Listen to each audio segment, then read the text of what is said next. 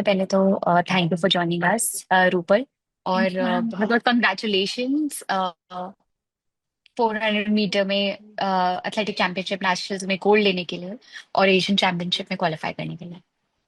Thank you ma'am. Rupal 400 metre में आप हमेशा ही काफी वन ऑफ इंडियाज बेस्ट है, रही हैं काफी पिछले साल, काफी सालों से है। और last year almost very close to going to the Olympics भी था। तो तब पिछले साल से लेके आपको क्या थोड़ा डिसअपॉइंटमेंट फील हुआ था, missing out on Olympics despite being the best? Ma'am जिस टाइम ओलंपिक मिस हुआ था उस टाइम थोड़ा परेशान थी। बट मतलब ऐसा होता है ना कि हम सोचते हैं कि अरे बहुत गलत हुआ, लेकिन वो भगवान को पता होता है कि जो चीज होती है वो अच्छे के लिए होती है। तो वो हमें साथ के साथ पता नहीं चलती है, वो कुछ टाइम बाद पता चलती है। तो शायद मैं ये चीज ये अब बोल सकती हूँ कि जो हुआ था अच्छे के लिए हुआ था। तो उस चीज के पीछे कुछ अच्छा ही होगी और अभी मैं अच्छा परफॉर्म भी कर रही हूँ उसी वजह से। अ, तो रूपल आप मेरठ जिले से हैं, मेरठ में से और भी कई महिला खिलाड़ी आगे आई हैं। बात की जाए तो पारुल की, और भी काफी महिला खिलाड़ी वहां से उठ के आए हैं। तो आपको किसने इंस्पायर किया था? मैम जब मैंने गेम स्टार्ट किया था तब 2020 नहीं 2016 का ओलंपिक चल रहा था। तो न्यूज़पेपर में मतलब मेडल वेडल आते थे तो सबका आता था उधर। तो मैं वहां से ज्यादा इंस्पायर हुई कि यार ये तो बहुत अच्छी चीज है। और ऐसे तो न्यूज़पेपर में फोटो भी आते हैं, मेडल भी आते हैं, ये सब इंडिया को रिप्रेजेंट भी करते हो, बाहर भी जाते हो। तो तब तब से मतलब मैं ज्यादा इंस्पायर हुई और तभी से मैंने गेम स्टार्ट किया था। फिर पापा को मनाया मैंने, पापा ने पहले तो मना कर दिया था, फिर उनको मनाया। फिर 2017 में वो मेरे को ग्राउंड लेके गए और तब से अपना चल रहे हैं। तो रूपल, जब आपने बनाया, ऑब्वियसली क्योंकि सब इतना ज्यादा रुझाव लोगों का नहीं होता है, पर जब आप आज अपने पापा से बात करती है इतने मेडल्स के बाद और रिकॉर्ड होल्डर होने के बाद और almost making it to the Olympics, तो आज आपके परिवार वाले और शहर वालों का क्या कहना है? मैम पापा खुश होते हैं। पहले मतलब स्टार्टिंग के एक साल तक गेम स्टार्ट किया था, उस टाइम तो मतलब कुछ था भी नहीं। तो मतलब ये था, पापा ने मेरे को बोला था कि अगर नेशनल में मेडल नहीं है, पापा घर पे अकेले ही हैं, पूरा फैमिली का करने वाले। पापा को खेत पे भी जाना होता था, मुझे ट्रैक भी लेके जाना होता था।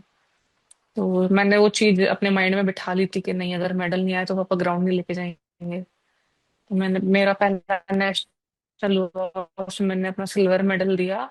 और उसके नेक्स्ट ईयर फिर से नेशनल जूनियर नेशनल हुआ, उसमें मैंने अपना गोल्ड मेडल दिया। तो तब से मेरे पापा का माइंडसेट बहुत चेंज हो गया था और अभी तो मतलब पूरा ही चेंज है। खुश होते हैं काफी। बहुत अच्छा, बहुत अच्छा लगा ये सुन के। और रूपल, आपका माइंडसेट, जैसे आपने अभी पहले बात की कि जो होता है अच्छे के लिए होता है, पर उस टाइम पे ऑब्वियसली दुख किसी भी खिलाड़ी को दुख होगा जब ऑलमोस्ट बहुत ओलंपिक के पास आके नहीं हो पाए। तो आप अपने माइंडसेट को किस तरह पॉजिटिव रखती है, किस तरह कोशिश करती हैं कि आप अच्छा सोचें और अच्छा करें? मैम मेरी कैपेसिटी मैं जानती हूँ। और ऐसा ही नहीं है कि मतलब मैं हार्ड वर्क नहीं कर सकती हूँ, मैं हार्ड वर्क कर सकती हूँ। तो खुद पे विश्वास रहता है, आज नहीं तो कल हो जाएगा शायद।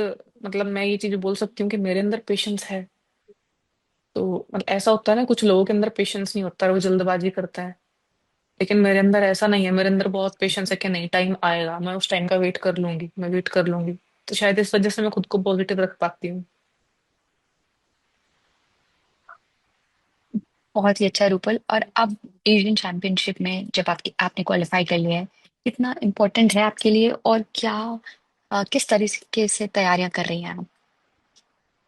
मैम इम्पोर्टेंट तो है ही, क्योंकि इंटरनेशनल कंपटीशन है और मेरा टारगेट यही रहेगा कि मैं उधर अपना सीजन बेस्ट फिर से करूं और मेडल भी लेके आऊं। रिले में भी लेके आए, इंडिविजुअल भी लेके आए, और कोच जैसा ट्रेनिंग कराते रहेंगे।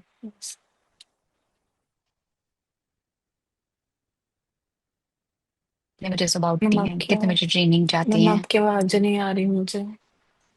अब आ रही है? हाँ हाँ। अगर आप मुझे अपना एक दिन का ट्रेनिंग शेड्यूल बताएं कि आप कब सुबह उठती हैं, कब ट्रेनिंग के लिए जाती हैं, फिर दोपहर में, फिर शाम में, तो अच्छा होगा। उठती हूँ और 8 o'clock हमारा जिम होता है, उसके बाद हम वापस आते हैं। हम्म। 9:30 और 9:45 पे जिम खत्म हो जाता है हमारा। और फिर अपना ब्रेकफास्ट वगैरह करके 11 o'clock में सो जाती हूँ। अपना 1 o'clock उठ के लंच वंच करके फिर 3:30 का हमारा ट्रैक होता है। और फिर हम लोग 6:37 वापस से फिर आके खाना वाना खा के फिर घर बात करके सो जाते हैं। ये पूरे दिन का शेड्यूल रहता है पूरे वीक का। ग्रेट। तो रूपल, आप भी जानती हैं कि 400 मीटर में आपका कोई सानी नहीं है फिलहाल, पिछले काफी सालों से। तो आप इसी इवेंट पे फोकस करना चाहती हैं और एक दिन ओलंपिक्स में रिप्रेजेंट करना चाहती हैं भारत को। हाँ जी मैम, अभी तो मेरा ये इवेंट है और मैं नहीं छोड़ूंगी अपना इवेंट। मतलब मैं 400 मीटर नहीं छोड़ूंगी। काफी साल की मेहनत है इसके पीछे, और ऐसे तो छोड़ के नहीं जाऊंगी। बिल्कुल। और फ्यूचर हाँ जी। में क्या आपका गोल है फ्यूचर के लिए? एंड फ्यूचर में इंटरनेशनल लेवल पे इंडिया का जो मतलब एक ये लोगों की ये सोच बनी हुई है ना कि हाँ इंडिया की लड़कियां ये नहीं कर सकती हैं, तो शायद मुझे उनका माइंडसेट वो चेंज करना है। तो मैं बस उसी के पीछे लगी हुई हूँ कि नहीं, इंडिया को लेके, इंडिया की विमेन्स को लेके, जो 400 मीटर की विमेन्स है उनको लेके लोगों का माइंडसेट चेंज हो कि हाँ ये कर सकती हैं। क्योंकि कहीं ना कहीं ऐसा लगता है कि हाँ, अ, मतलब इंडिया में 50 से नीचे बैरियर किसी ने तोड़ा नहीं है, और 51 पे भी आके फिर वापस आके वापस मतलब ऐसे होता रहता है, up down up down up down. तो ज्यादा है नहीं है, अभी करना है, वो करना है, जरूरत है उसकी। बिल्कुल। और रूपल, कोई स्पेसिफिक टाइम लिमिट आपने अपने लिए सेट कर रखी है कि मुझे ये टाइमिंग अचीव करनी है? इस साल में पीबी करना है अपना। ओके। और अल्टीमेट गोल ओलंपिक्स में अल्टीमेट मेडल? गोल ओलंपिक्स। मेडल पता नहीं मैम, मेडल का तो नहीं पता मुझे, लेकिन हाँ मुझे इंडिविजुअली ओलंपिक्स में इंडिया को रिप्रेजेंट करना है। रूपल, एक और सवाल मेरा आपसे है कि महिलाओं के लिए एथलेटिक्स में बहुत आसान नहीं है, बहुत डिफिकल्टी भी फेस होती है। कभी ऐसा हुआ है आपके लाइफ में किसी ने कुछ कहा हो कि खेल से क्या होगा, आप पढ़ाई भी करनी चाहिए, कैसे आगे की लाइफ सस्टेन करेंगे, फाइनेंशियली एक्सपेंसिव भी है बाहर ट्रेनिंग जाके करना, एक्सेट्रा। तो आपके लाइफ में कभी ऐसे चैलेंजेस आए और आपने कैसे इनको फेस करके ओवरकम किया है? मैं मुझे तो कभी किसी ने कहा नहीं, क्योंकि ये जो चीजें कहते हैं वो अपने आसपास के या रिलेटिव से कहते हैं। उन्होंने मुझे तो कभी कुछ कहा नहीं, क्योंकि शायद वो जानते हैं कि मैं सन की हूँ, नहीं सुनूंगी मैं। और पापा वापा को बोल देते थे, ये चीज मैंने सुनी है, पापा के फ्रेंड्स ने बोल दिया, अरे लड़की को लेके चल देता है ग्राउंड, कुछ नहीं होगा, ये वो बड़ा बड़ा। तो पापा ने फेस किया है, मैंने नहीं किया पर। लेकिन अब वो लोग, अब वही लोग बोलते हैं कि नहीं अच्छा हुआ, अच्छा कर रही है, ये सब। बिल्कुल। रूपल, आपने अभी बोला कि आप संकी हैं, और सही भी है। जब आप इतना मेहनत कर रही हैं और आप इतना मैं मतलब देश को सन की गौरवान्वित कर रही हैं। मतलब जिद्दी हूँ, अगर समझ किसी गई चीज के मैं। पीछे पड़ जाऊं तो छोड़ती नहीं हूँ फिर। ये है मतलब आज। नहीं, बिल्कुल रूपल। और आई एम श्योर, क्योंकि मैं जानती हूँ आप, मैं जो आपके आसपास है काफी लोगों को आपने भी इंस्पायर किया है। तो कभी ऐसा हुआ है कि कोई महिला हाँ जी। खिलाड़ी आपके पास आके उसने बोला है कि रूपल, आपको देख के हम भी इंस्पायर हुए हैं खिलाड़ी बनने के लिए, मैम और बहुत बार हम भी हुआ आज है, कर रहे हैं?